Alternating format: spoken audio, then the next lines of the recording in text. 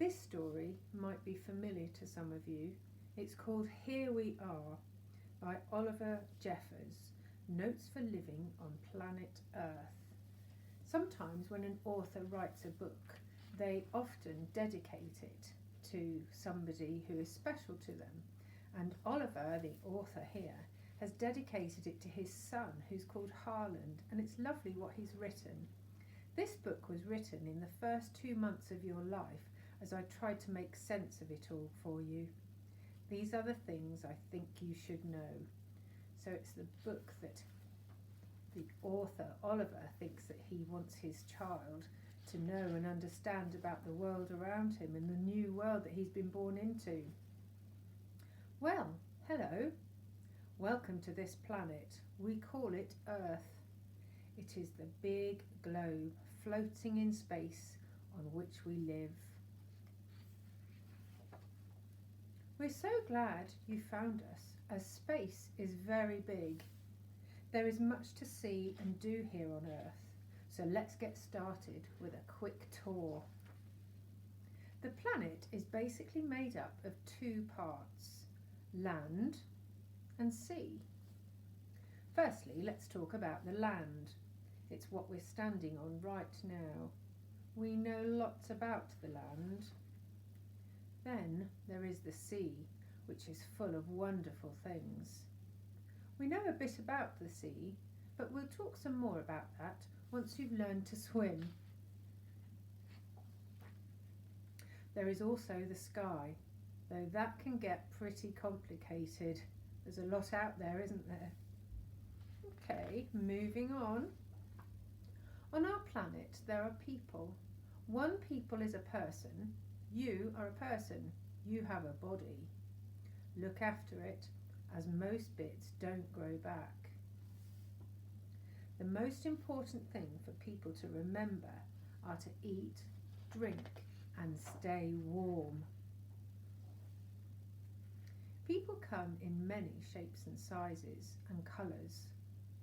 We may all look different, act different, and sound different, but don't be fooled. We are all people.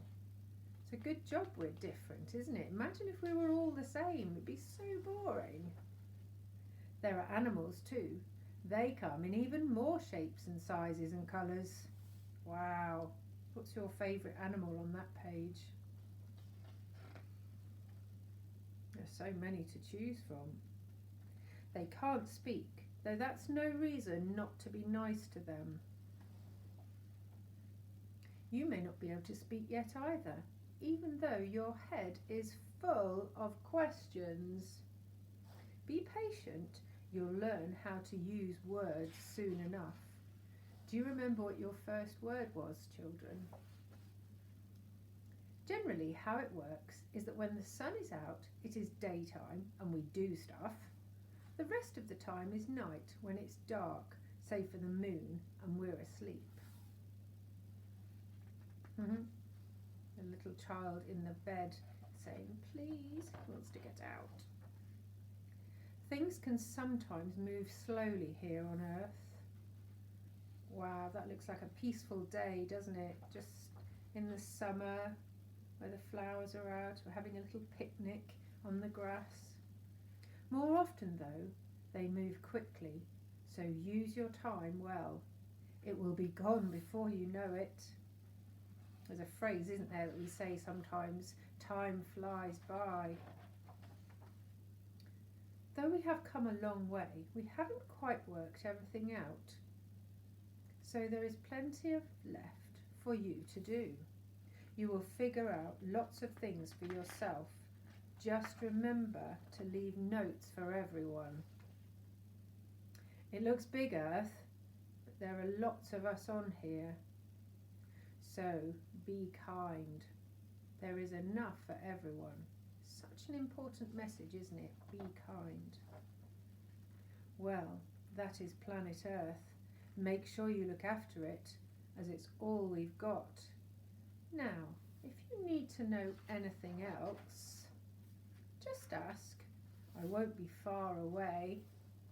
Oh, and when I'm not around, you can always always ask someone else.